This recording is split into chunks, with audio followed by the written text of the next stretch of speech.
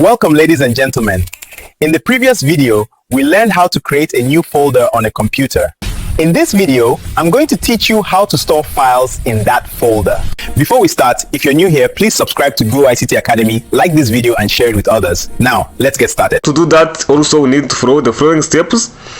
First of all, remember that we created this folder called the new folder 1. So to store files in this folder, we can now come and select like this one. We can select it and this one, and then you can use cut or just copy. Let us cut them and then click here and then paste them by clicking Ctrl and V. You see now our folder holds 2 files, right? So as you see, this is a simple way and easiest way. It's just to come and copy files and then paste on our folder. So thank you for watching this video. Let us see in the next one.